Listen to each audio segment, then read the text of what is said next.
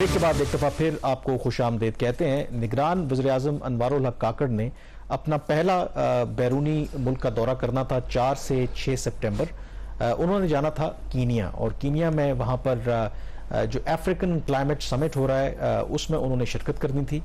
और कल तक भी जब दफ्तर खारजा की तर्जुमान ने प्रेस ब्रीफिंग की तो उन्होंने अपने ओपनिंग रिमार्क्स में बाकायदा तौर पर उसका कर्टन रेजर जो है वो जारी किया और उन्होंने कहा कि 4 से 6 सितंबर को प्राइम मिनिस्टर वहाँ पे जाएंगे, अफ्रीकन क्लाइमेट समिट में शिरकत करेंगे और उसके साथ साथ उनकी जो बायलैटरल मीटिंग्स हैं जो कीनिया की क़यादत है उनके साथ भी होगी और उनके इस वफ्त में वज़ीर खारजा जो हैं जलील अब्बास जिलानी भी शिरकत करेंगे। लेकिन शहबाज, मज़े की बात है कि ये जब वो अनाउंस कर रही थी दिन को, जो प्रेस ब्रीफिंग कर रही थी, तो उसके कुछ देर के बाद ही दफ्तर खारजा को ये इन्फॉर्म किया गया कि वर्बली पहले बताया गया कि प्राइम मिनिस्टर जो हैं उन्होंने दौरा अपना जो है वो कैंसिल कर दिया है और अभी तक भी सरकारी तौर पर तस्दीक नहीं हुई,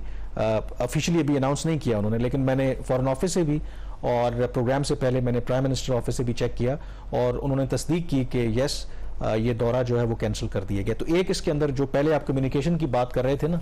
कि चंद घंटे पहले ज़ाहिर है कि फॉरेन ऑफिस को भी जब भी तर्जुमान ब्रीफिंग करती है तो तमाम डेस्क उनको ब्रीफ करते हैं, तो चंद घंटे पहले तक वो जो दौरा था वो क्या कहते हैं कि इंटैक्ट था और उनको शायद प्रॉपरली इन्फॉर्म नहीं किया गया और कुछ देर के बाद फिर बताया गया कि वो नहीं जा रहे। अब वो जा क्यों नहीं रहे?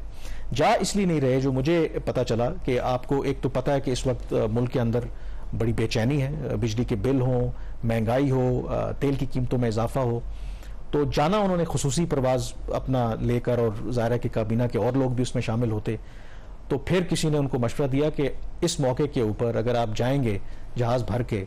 कीनिया में, और कीनिया की अदरवाइज ठीक है अफ्रीका इंपॉर्टेंट है, बट इस मौके के ऊपर क्या ये ज़रूरी है कि आप चार्टर प्लेन लेके वहाँ पे जाएं और उससे आपको पब्लिक बैकलैश आएगा? तो फिर उस एडवाइस को उन्होंने माना और उन्होंने यही फैसला किया कि उस विजिट को फिर उन्होंने कैंसिल कर दिया, which I think they did the right thing। नहीं, ये अच्छी बात है कि अगर लेट्स से आप अपनी चीज़ों का रिव्यू करते रहते हैं, since he is new in the office, और अगर उनको कोई राइट एडवाइस राइट टाइम पे मिलती है तो he should have heard that and he has heard that. तो क्योंकि ये बात हमने फिर अपने प्रोग्राम्स में बैठ के डिस्कस करनी थी ना कि लोग सड़कों पे एहतजाज हो रहा है, शटर डाउन हो रहा है, बिजली के बिलों का फैसला आज तक नहीं हुआ। प्राइम मिनिस्टर ने कहा था कि 48 घंटे में कोई ना कोई आउटकम वो अनाउंस कर देंगे। Probably IMF is taking more time, वो अभी तक या इनको कम्युनिकेट नहीं कर पाए या इन दोनों में अभी मामला जो है वो तय नहीं पाए। तो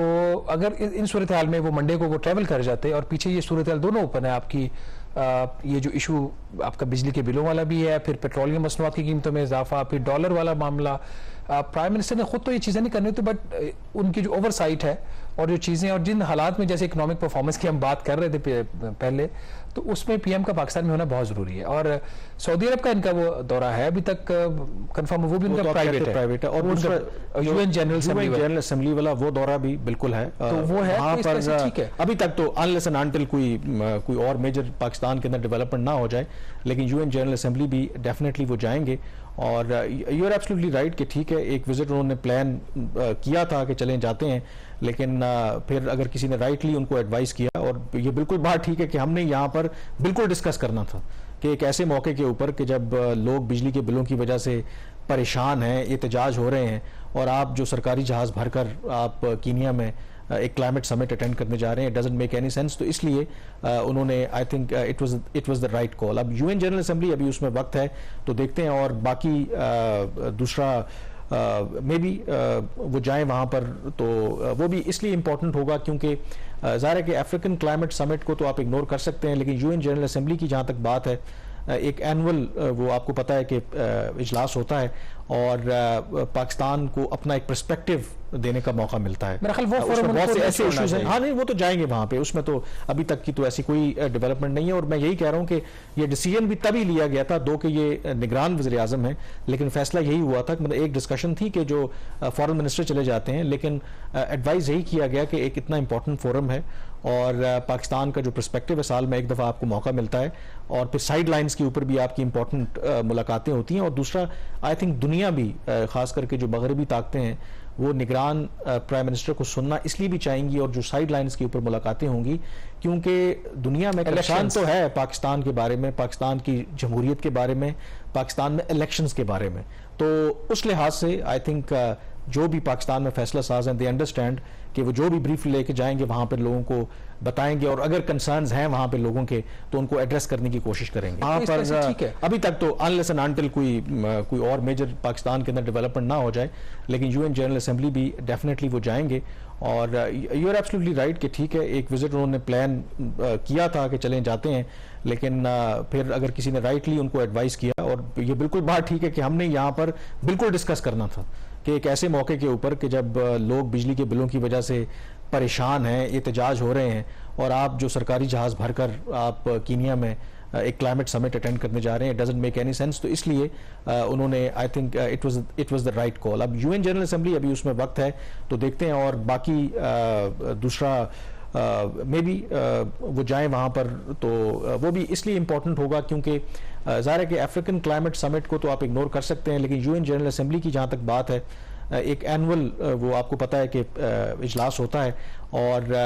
पाकिस्तान को अपना एक पर्सपेक्टिव देने का मौका मिलता है। मेरा ख्याल वो उसमें बहुत से ऐसे इश्यूज हैं। हाँ नहीं, वो तो जाएंगे वहां पे, उसमें तो अभी तक की तो ऐसी कोई डेवलपमेंट नहीं है। और मैं यही कह रहा हूं कि ये डिसीजन भी तभी लिया गया था, दो कि ये निगरान वज़ीर आज़म है, लेकिन फैसला यही हुआ था कि मतलब एक डिस्कशन थी कि जो फॉरेन मिनिस्टर चले जाते हैं, लेकिन एडवाइस यही किया गया कि एक इतना इंपॉर्टेंट फोरम है और पाकिस्तान का जो पर्सपेक्टिव है, साल में एक दफ़ा आपको मौका मिलता है, और फिर साइड लाइन्स के ऊपर भी आपकी इंपॉर्टेंट मुलाकातें होती हैं। और दूसरा आई थिंक दुनिया भी खास करके जो मगरबी ताकतें हैं वो निगरान प्राइम मिनिस्टर को सुनना इसलिए भी चाहेंगी, और जो साइड लाइन्स के ऊपर मुलाकातें होंगी, क्योंकि दुनिया में परेशान तो है पाकिस्तान के बारे में, पाकिस्तान की जमहूरियत के बारे में, पाकिस्तान में इलेक्शंस के बारे में। तो उस लिहाज से आई थिंक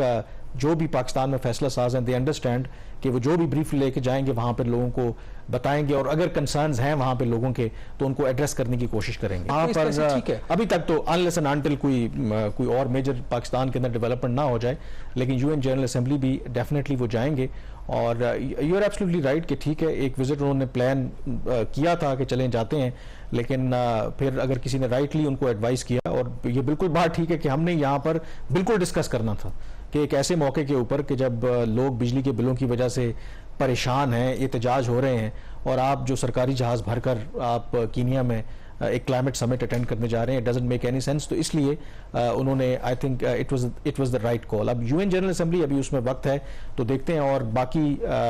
दूसरा मे बी वो जाएं वहाँ पर, तो वो भी इसलिए इम्पोर्टेंट होगा क्योंकि ज़ाहिर है कि अफ्रीकन क्लाइमेट समिट को तो आप इग्नोर कर सकते हैं, लेकिन यूएन जनरल असेंबली की जहाँ तक बात है, एक एनुअल वो आपको पता है कि इजलास होता है, और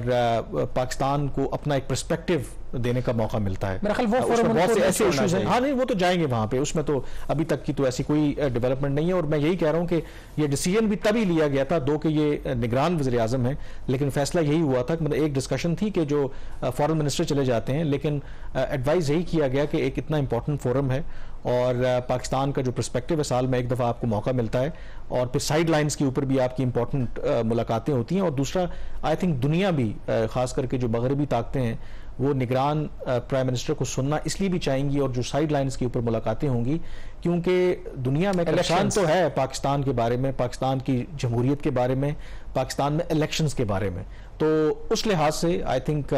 जो भी पाकिस्तान में फैसला साज हैं दे अंडरस्टैंड कि वो जो भी ब्रीफ लेके जाएंगे वहां पर लोगों को बताएंगे, और अगर कंसर्न्स हैं वहां पे लोगों के तो उनको एड्रेस करने की कोशिश करेंगे।